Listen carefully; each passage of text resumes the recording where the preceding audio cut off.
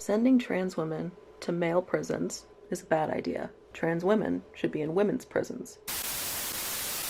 Isla Bryson, a transgender woman found guilty of raping 2 women before transitioning, has been moved from Scotland's all-female prison to a male facility after an intervention by Nicola Sturgeon.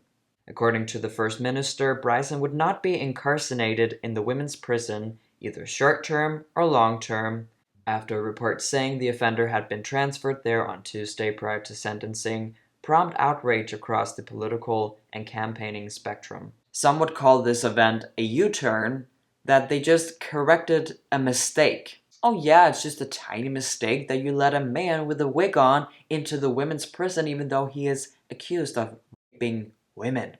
You can't call this correcting a mistake, because why was he allowed to be transferred in the first place? This has absolutely nothing to do with transsexual women, and everything to do with men calling themselves women to get easier access to women. I'm sick and tired or even sad to see that the media describes this whole thing as a transgender issue. It's not. It's not about transsexual people at all, when you really think about it. This whole debate is about should self-identification determine where you should serve your time as an inmate. And I, of course, would say, hell no! Being a woman, being a man, or being a transsexual even, is not about self-identification. It's actually biological, meaning you can't help feeling gender dysphoric, and you would always feel this way. Transsexual people will always exist because their condition is biological. So gender overall has nothing to do with self-ID, and it will never be. But I'm not going to sit here and talk about the definition of what it means to be a man, what it means to be a woman, or a transsexual. We need to focus on women's safety, because apparently it's under attack right now, and I'm not here for it. I'm sorry if the lighting is going to change throughout this video. The weather here is weird right now, so I hope you don't mind. This is another case from Scotland. The Scottish government has been urged to block the transfer of a violent transgender prisoner from a men's prison to a women's jail. It is understood that Tiffany Scott, who was previously known as a man called Andrew Burns, has applied for the move. And this is how it looks. In 2013, Scott admitted stalking a 13-year-old girl by sending letters from prison. In 2017, she was sentenced over a series of violent incidents at Glenorchill prison, including striking a nurse on her back with a chair, punching a prison officer, and spitting at another. I'm gonna agree for a second with trans activists. Using people's preferred pronouns is a form of showing respect. So therefore, I'm not going to show any respect towards Isla or Scott because they're literally scum.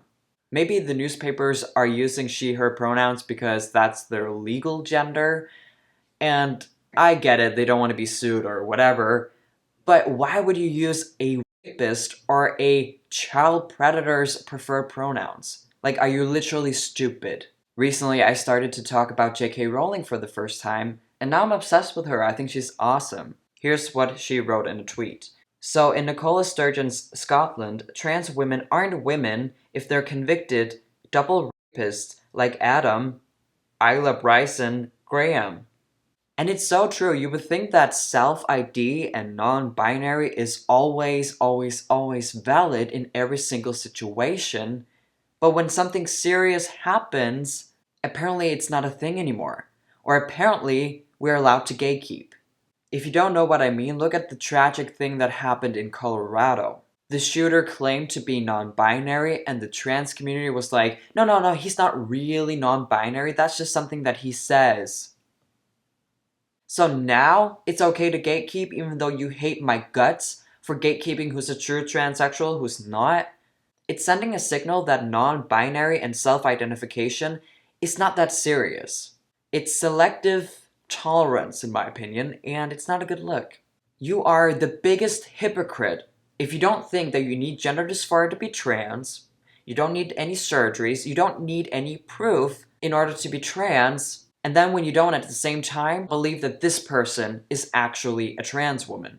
You can't make a U-turn, you can't change your mind just because, ooh, it's serious. Of course it's serious. In my opinion, it should always be serious when we talk about this stuff, but yeah. Trans activists and the woke left, they want trans women to be in the women's prison because they are afraid of what's going to happen if we let them stay in the men's prison. There's a lot to unpack here, so let's react to a video I found on TikTok. Sending trans women to male prisons is a bad idea.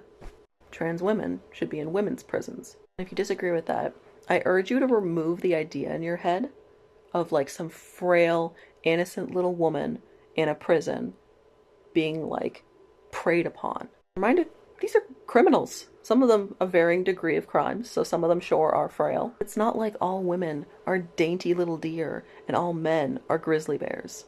If we can't assume that all men are grizzly bears, stronger and aggressive, why can't trans women serve their time in the men's prison?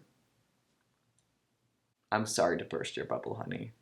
I think this argument is so embarrassing. Oh, it's not all women who are weak. It's not all men who are physically stronger than women. Of course not. But we have to look at statistics, and most importantly, we have to look at biology. If we have to make laws based on exceptions, based on what will make a minority happy, we're going to see a lot of problems because we're going to end up hurting the majority. There are big, violent women in prison. Ones that I'm sure could hold their own or defend the area. Or commit violence themselves. Because women also commit sexual assault. It's still prison. It's almost like there's a difference between a woman and a man biologically. It's almost like there's a difference between a female rapist and a male rapist. Like, even if a man pretended and went to a women's prison, it's not like it would be a candy store. I think that most rapists would disagree with you when you say it's not a candy store, being in a prison filled with all women. You do know what the definition of the word rape is. You don't need their consent. If you truly cared about prisoners and them not being assaulted, then you should really tackle how to make prisons safer in general. It's impossible to make a prison 100% safe. I'm sorry, but it's a little naive to think so.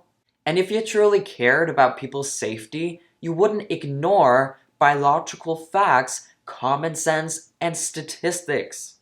You just want to call people transphobic because it makes you feel better. I get it. I can see right through you. And these laws aren't being in place because they care about prisoners. It's because they want to oppress trans people. They want to demonize them. You have got to be kidding me. If you see these men that I'm going to put on the screen here as trans women, you're disgusting.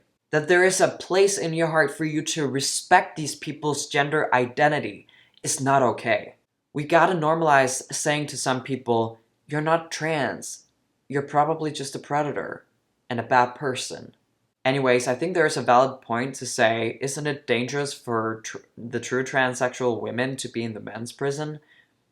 Maybe. Let's listen to what this guy has to say. Very good question. Short answer, yes. Particularly LGBTQ inmates in prison, particularly in the men's side of prison, they are targets of violence.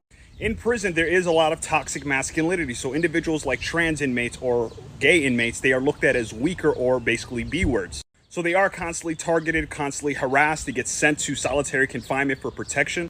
Even staff members have been reported to harass and target LGBTQ inmates. It's such a deep-rooted issue where I do not see it getting fixed, unfortunately, in the prison system. So that's why I believe LGBTQ inmates as a whole should be housed in their own separate housing units to avoid this stuff. I thought I was gonna disagree with this guy because he used terms like toxic masculinity and said LGBTQ, which I can't. But I totally agree with his conclusion. So that's my conclusion as well. Make an LGBT section in prisons.